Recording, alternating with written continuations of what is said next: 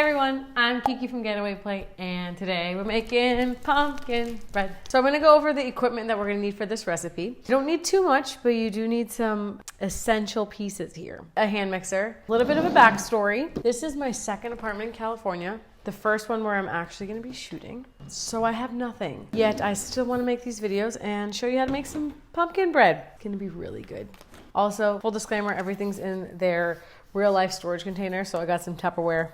Shout out to Rubbermaid, fully sponsored. And I'll put everything in the links below. For this, we're gonna need 2 cups of white sugar, a half a cup of coconut oil, 3 large eggs at room temperature, 2 teaspoons of vanilla extract, a 15-ounce can of pumpkin, 2 cups of all-purpose flour. No, we're not gonna need this whole jar.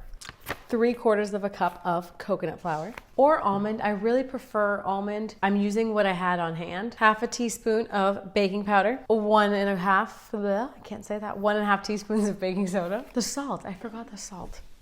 Something's burning. I really don't have time to fix that right now. 1 teaspoon of salt.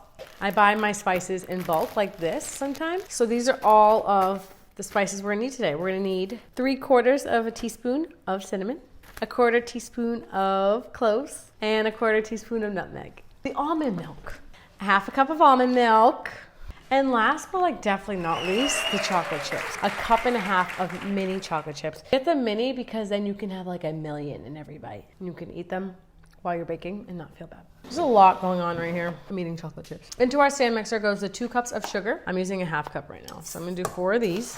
And I like to use the ingredients that I have on hand. I think it's fun to just make stuff up. You know, struggle a little bit when you don't have something. Half a cup of coconut oil. So what I'm gonna do is just go in here, and this has just been at room temperature, but it's not way too hard.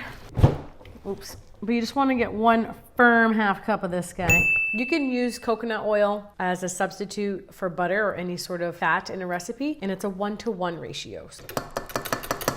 And then you struggle to put it in the actual thing. Hello? In our stand mixer, we have 2 cups of white sugar and half a cup of the coconut oil. We're gonna go ahead and just whisk that together until it's completely blended. We're gonna mix this together until it's completely blended all into one consistency. The 2 teaspoons of vanilla that we need. That is not one. And the can of pumpkin. Make sure everyone's doing okay in here. You wanna get the pumpkin all over yourself first.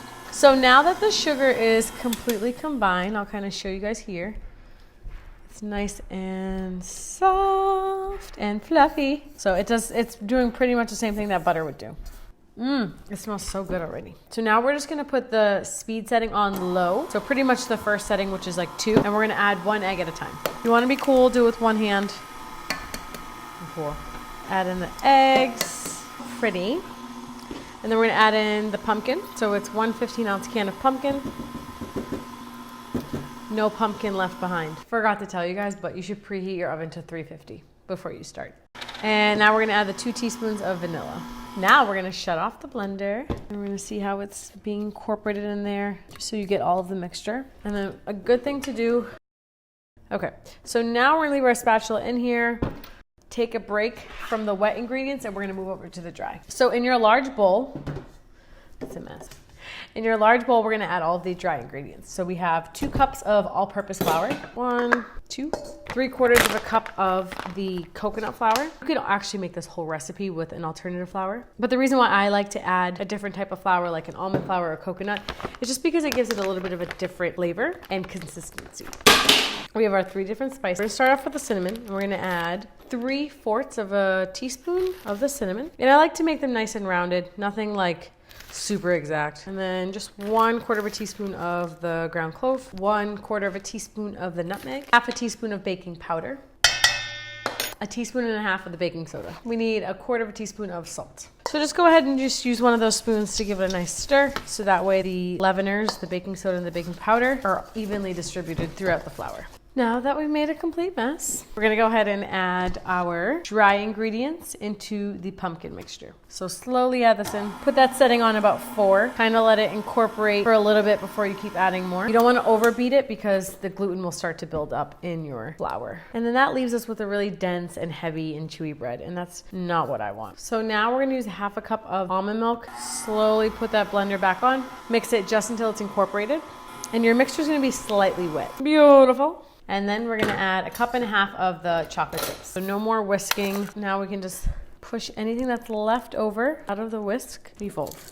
And the reason why we fold is just because we don't need the batter building up any more gluten in the flour. And it's just to actually like coat chocolate chips in the batter itself. And then, you can spoil yourself for all the hard work. So now for the fun part, we get to line the baking sheet. What we're gonna do is grab your parchment paper and your coconut oil. Just shove your hand in it. If you're afraid to use your hands while you're baking or whatever, or like touch things, like, I don't know what you're doing.